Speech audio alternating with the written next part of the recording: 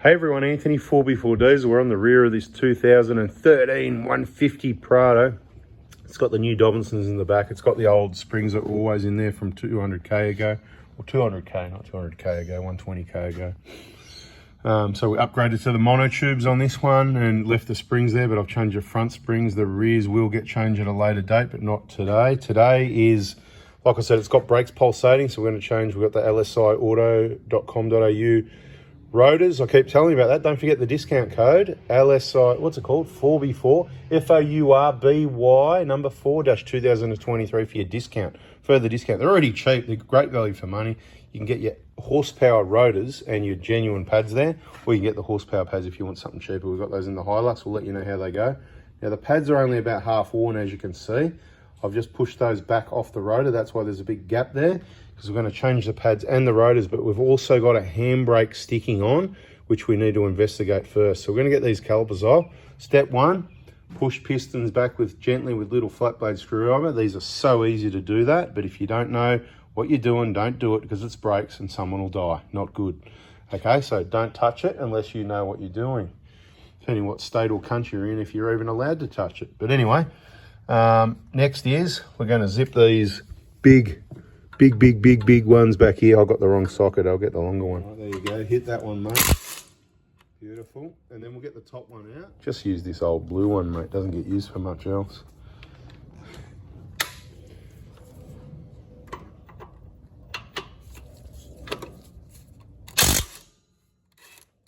Catch that caliper. All right, so now all we do is just gently lift this off and sit it up on top of the axle.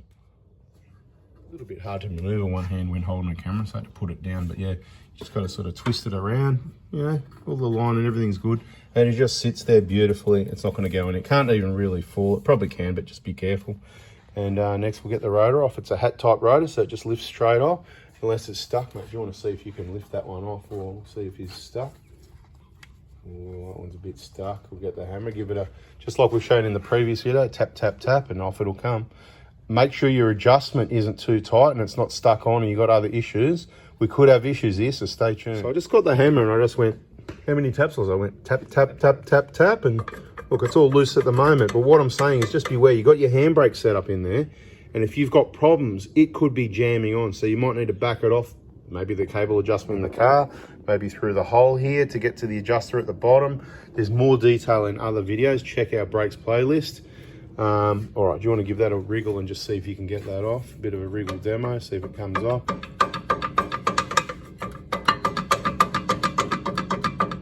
Sometimes if the adjustment's a bit tight, it'll be hard to get off, but it'll still come off.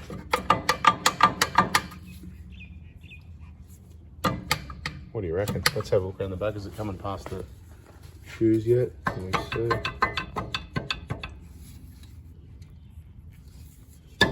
Seems to be a bit, can't be too bad because it's coming out that far, isn't it? Oh.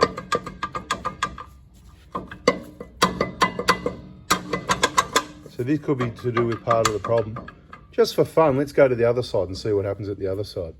Let's see if we get that side off. Pads fell out because I pushed them back already. Lucky we don't need those, huh? Oh yeah, that one's got a bit of looseness already without tapping it. It might come off. Feels a bit looser, this one, doesn't it?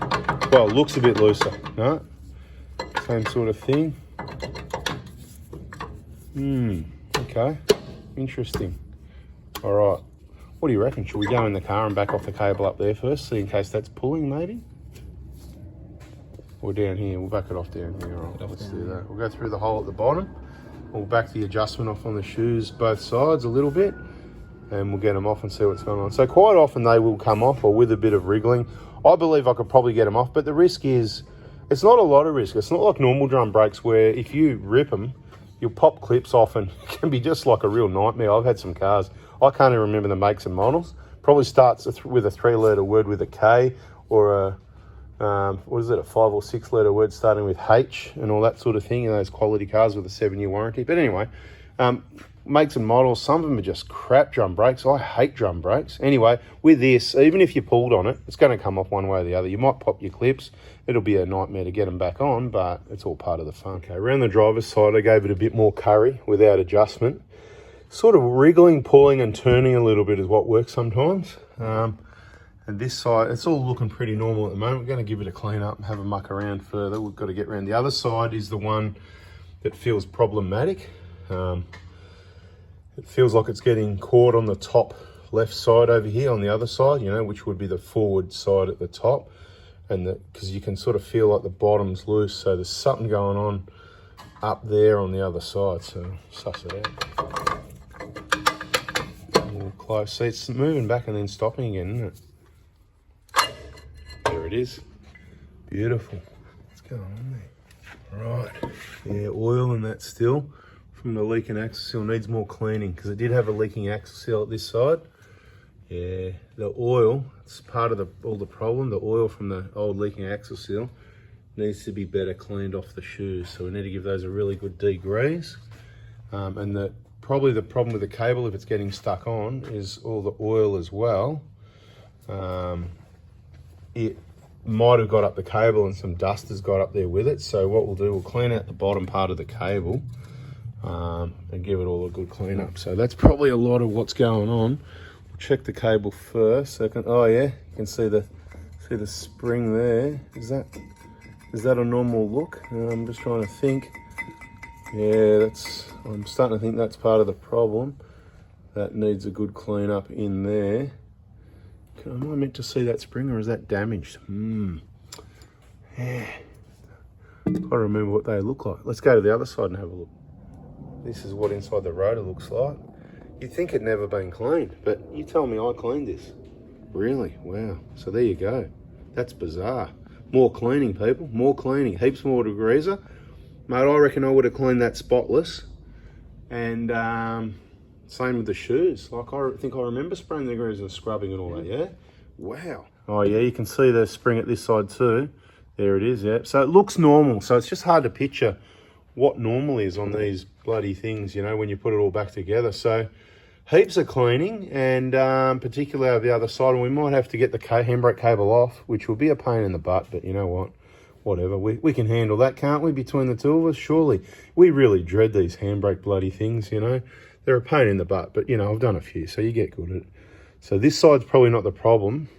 So what we need to do now, actually, is get in the vehicle, pull the handbrake on and off a couple of times and see if it releases, and just confirm it's the other side. We may need to sort of clean out the bottom of that cable a bit of degreasing and a bit of lubricating, and hopefully we don't have to replace it because that'll be order parts and something that we haven't done before that doesn't normally need doing. It all runs downhill, so hopefully everything that goes in comes back out and we can clean it and get it lubed. Happy days. All right, I know you love being told what to do, so bring it up, mate. Click, click, click, click. Release it. Okay, so we know the cable's not sticking. Do that. Do me a favor, press the button, pull it up to around about where 6 clicks is, up and down a few times so everyone can see the movement. That's it. So now you see what the handbrake does when the handbrake cable pulls, and that's what I said, it was sticking up at this side, but more because of all the cleaning needed. It's not the cable sticking or anything like that. So I cleaned this, so I put my hand up. Mate, I did an average job. I don't know how. I'm sort of going, is this still leaking? Is there a problem? But I don't believe it is. But I really thought I gave this a good clean, and the shoes and everything would have been off, wouldn't they? Yeah, it would have had to be because the axles were. Well, I don't fully remember it, but mate, maybe it was you that cleaned it. Let's check the other side anyway. This side anyway, since we're checking things, in case the obvious side that should be sticking isn't the problem. So go ahead, mate. What's going on? Nothing's moving here. Hang on, have a look down the bottom maybe. Go for it. No? Ah. Mate, nothing going on here. We've got no movement at the station. This is the problem, mate. Did you reconnect the handbrake? I've got a feeling, hang on a minute. I've got a feeling about this. That's why I checked both. Hang on, let's see. What's going on here? Okay, there it is. It's pulling on the cable's moving. Can't see what's connected or not connected, but all right, give it up. Let's have a look. Something, we haven't got movement. Go on, do it again. Let's just am I not seeing something here? It's not really moving out much. It's pushing the shoe sideways, but it's not pulling out. A little bit, but not much. It's weird. So I said, you got to check. You can't go to the side, oh, look at all this mess and assume, you know, it's that. When people, it could be this side, there's something going on. That doesn't even sound normal, does it? It's not coming out. It's definitely not moving out. That is not engaging. All right, we'll spend some more time on this, work out what's going on, hopefully show you a solution. Anyway, so I put the camera on the bench, right? And then the boss over here, because he knows more than me sometimes, he said, well, I thought because the shoe's not on there, the drum's not on there, right? Yeah, exactly. Is that everybody else? But were you already thinking that at home before we did this part? Come on. So because the drum is not on the other side, it's making all the movement where this is making no movement. Does that make sense? Whichever cable's got the least resistance, and that side's maybe got some oil on it or whatever, for whatever reason, so it's moving, this side's getting nothing, okay? So it's all because of that drum. So we'll clean up the other side, we'll put that back together, then we'll do this again. So you better come down here, mate. All right, update, this is where it's at.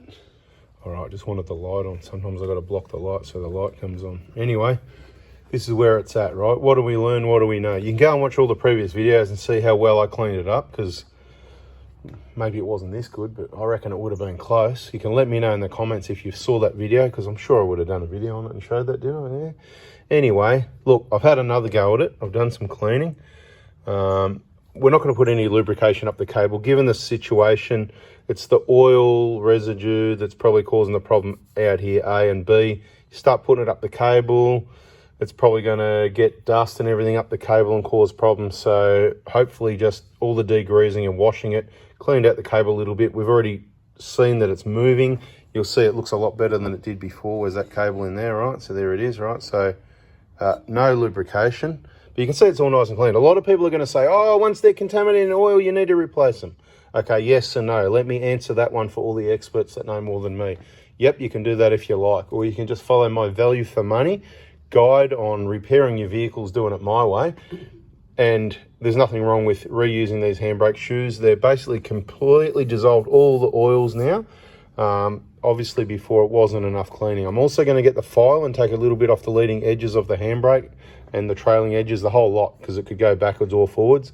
This is also your emergency brake, so you do need to make sure it's 100% adjusted.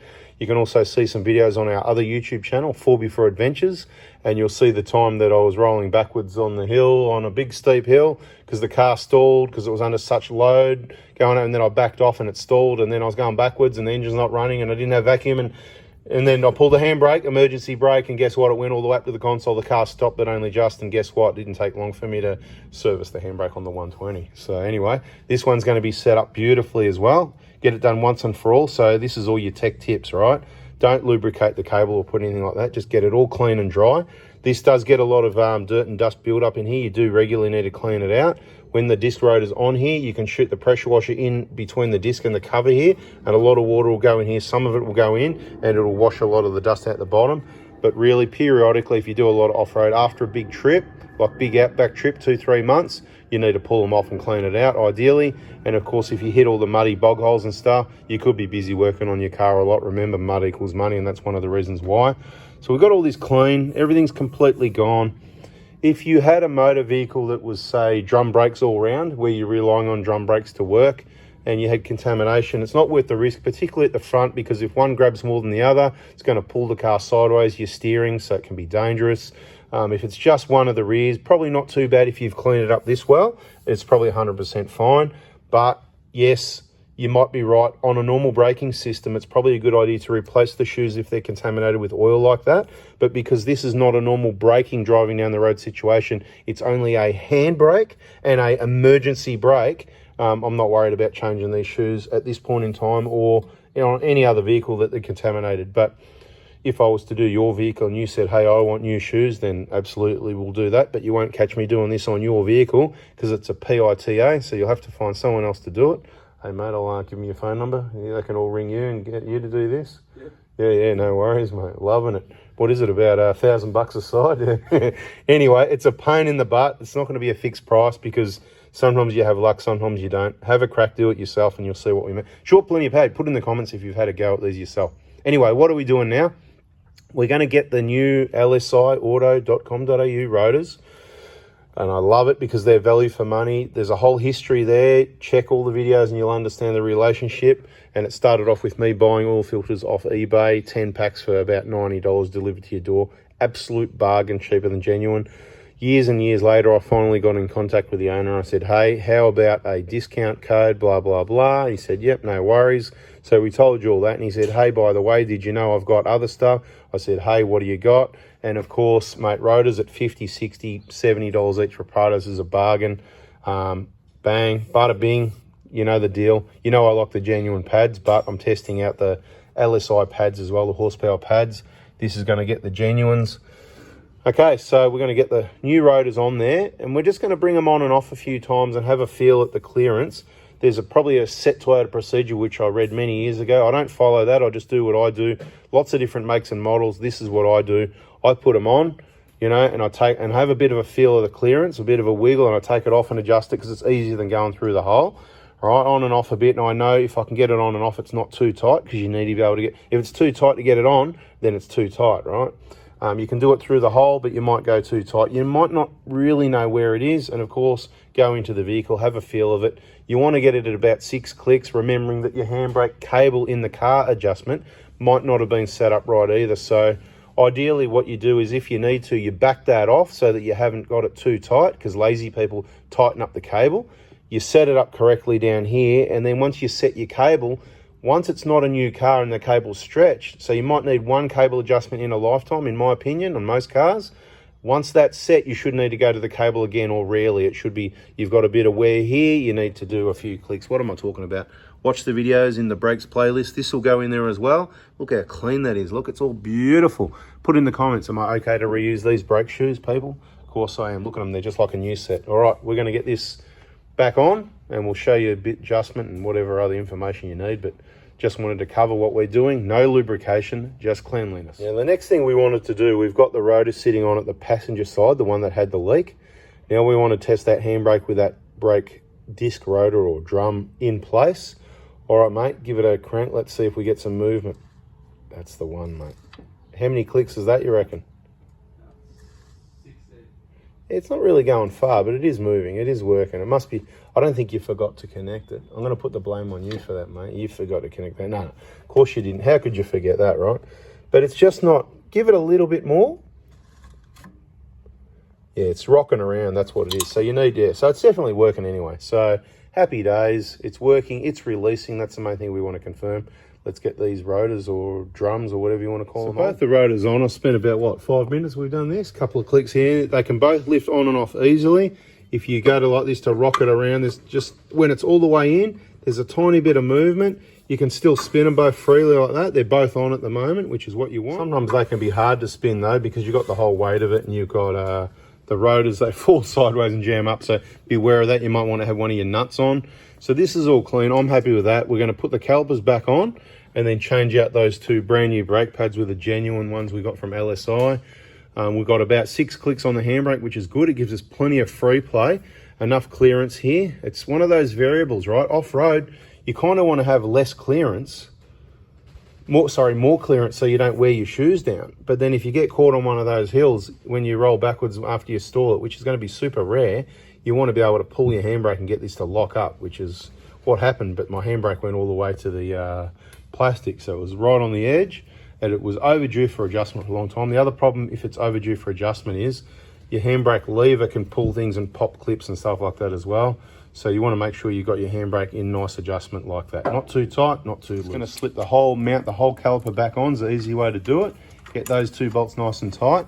Then we'll open up these. You can actually, not sure with this caliper, if you open the right one, you should be able to open one of them and then just twist it up. Check all your boots and everything like that. We're going to give it a bit of inspection while we're at it, because it has been 200,000 Ks with a company vehicle, Channel 9, and then 120,000 Ks of quite a lot of outback trips and stuff like that, which is what all this red gear is. So we're going to give everything a really good check while we're at it, and take note of any other repairs that need to be done. You're looking at what I'm looking at. I think it's just a bit of dirt and debris and stuff in there, to be honest, but these calipers go pretty good. This is the big rear brake job. Maybe I'll call the video that, the big rear brake job, with all the info you need. Now with these calipers, They're not like some of the other cars we've worked on, and as I suspected, but I couldn't remember because, you know, it was probably 10 years ago when I tried, and I probably figured out you've got to take both bolts out with these ones. It's not like some of those other cars. And, you know, the caliper's very light like that, so you can't just let it hang like that. It's a non-issue. If you're worried about it, you can sit it up on here. It's not going to be there for long anyway. Just going to swap these pads and bang, in she goes. If your slides aren't working properly, that can cause some uneven brake wear, so keep an eye on your pads if they're uneven. It is quite common for the rear, more the rear than the front. Like the rear wears out quick and uneven wear on the rear. You can't always find a seized slide or something like that, but you know, just keep an eye on things, because if they do get tight, this sort of debris, you just want to clean it away like that a little bit, right? Don't pack those full of grease, because then the slides won't go in and you'll pop these little seals. So you got to check, it's got to be a minimal amount of lubrication. Let's have a look. These have still got a very light amount of grease. To be honest, that's all you want. You don't want to pack it. Sometimes I take what's on the end there off and put it on the slides down in this area here, and that's it, you know. So, but someone's been here before and added a bit of grease. And sometimes if you use the wrong grease, it can cause some problems as well. Everyone's saying, what's the right grease? Well, this is not that video, right? This is not, see, probably not your EP 3%, really, to be honest. I reckon it dries up. I don't know if it's the right grease for this. Don't know the name of the right grease. It's not rubber grease. You could use rubber grease. There's some, I've got PBR rubber grease. I don't know whether I'd use that Penrite rubber grease. Maybe that is the stuff. But there's this other grease. It is probably a top of rubber grease. You know that it's like a creamy white looking one, whatever, and I haven't got any of it here to show you, so I'm going to have a think about what I'm going to put on these, or nothing, or just take what's there. But they're starting to look a bit dry. I've got to have a feel of them. I haven't touched them yet. I've got to have a play with them. I'll let you know what I think. Mate, I've made an executive decision. We're going to use the rubber grease. Can you take the lid off that, please, for me, since my hands are busy on cameras? That stuff. Okay, so it's not the exact one, but it's probably to do with color. It's probably the exact same grease. And anyway, you can use this for braking components. It is probably one of the best choices, really. It's just, I need to think about these things sometimes, and not this.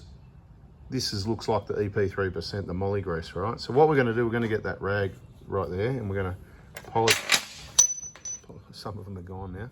Polish these, get it all off, all the way back to threads and all, right? And once we've done that, we're just going to put a super light coating from here to there. We're not going to worry about the thread. It's just going to be like 0.5 millimeter thick, nice and neat, so it doesn't, you know, overload. And we're not worried about what's in the caliper. We're not going to. You can do that if you like. I know, Eugene, no offense, man. I love how fussy you are. It's awesome, but I know you're going to get that cloth on a screwdriver and stick it in the hole and clean it, and that's great. And you can pop the grommet out the other side, but I'm not going to do that. So there's got to be a limit somewhere with the cleanliness. We care about the vehicles. We want to look after them. We want to clean them. That's right. But there's a balance, and for me, it backs off a little bit before, mate, I can't spend 20 hours a week working on each vehicle, because that's what it'd bloody be every time you go off-road and get it a bit dirty, whatever, right? And we don't see problems with these. Doing what we're doing works, okay? But keep it lubed, because as you can see, you do get some wear and tear on there. You can give these a bit of a light hit with a wet and dry as well if you want. We're not going to do that. We're just going to clean it. We're going to put the grease up to there, all right? Probably a little bit more cleaning with a second rag. And some brake cleaner, actually. We'll hit it with a brake cleaner on the final rag, and that might dissolve a lot of that stuff there. See those lumps? That's what we want to get rid of. All right, so we're doing that now. It's kind of like painting. That's how I want it, like that. Over here in my old school brake area, this is the rubber grease we used to use. More when I was rebuilding calipers and stuff like that. Works really well for popping pistons in and all those seals. It's just, well, it says castor oil based grease like the other one, but it just seems different anyway. So, but that'd be sort of a bit too wet. It's not what I would use. It's almost like a grease that's got brake fluid in it, kind of thing. It probably there they are, all painted and ready for action. Speaking of unevenly worn pads, that's what I thought I'd show you. And you got to be careful when you check them, because at the top of this one, you can see it's about 50%. But if you look at the one next to it, it's about 30%, right? So this is what I'm talking about. Uneven wear. This side of the car, obviously, not as bad as that side, and that side, it could be to do with that slide that was a bit rusty. The other problem is there was no backing plates, so some malaka who's changed the bloody brake pads, even though they're genuine Toyota pads, malaka, is not change the backing plate. So you got to watch where you take your vehicle. These might have been changed, I believe, for the first 200,000 Ks. It went to the dealer. So, you know, they've done highway Ks. Remember, outback trips. They look like they've been in there a very long time. So who are you going to blame? Not Ghostbusters. Anyway, there you go. We're going to put genuine pads in, no backing plates. So let's see what happens. It was all right before. That's all we can do. Might order some. If anyone's got some old ones, you know, here you get your Bendix pads and it comes with them. Might put them in next time we work on the car, something like that. We'll keep it in mind. There's also one of those anti-rattle clips missing. You know, the 4 clips where the pads sit, the little bit of stainless. One of those is missing as well. So, yep, thanks to everybody.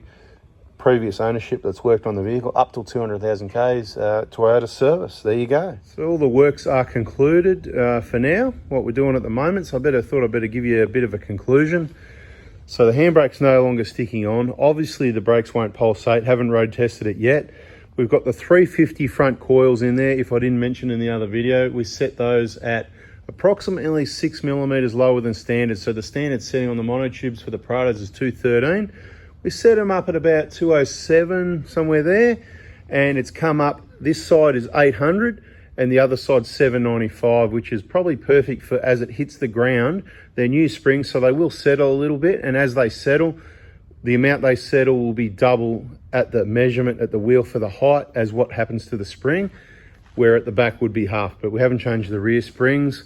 Soon as I backed it out of the workshop, I felt the firmness of it, and it just felt so much better. I haven't driven it yet, but yeah, feels heaps better, but a bit. Anyway, let's wrap this one up by saying, look, the suspension, it sits great. It feels great when we backed it out. Don't forget to torque up your wheel nuts, 110 Newton meters, you know, because some of the books are 108, some are 113. Thereabouts, 110 Newton meters is better than 80 or 180, okay? So don't forget to tighten the bottom of the shocker there, nice and tight. We've done that, and it's going for a wheel alignment next. That's where it'll be driving to. We'll give you some more feedback, more videos. Hope you liked it. Hit the like button, subscribe, turn the bell on, and I don't know what I forgot out of those 4 videos, but there's a whole lot of info in there. You better go watch them again, because you only retain 10% of what you read and 10% of what you hear, so probably about 3 times each, and you'll be getting good. Thanks for watching, people. See ya.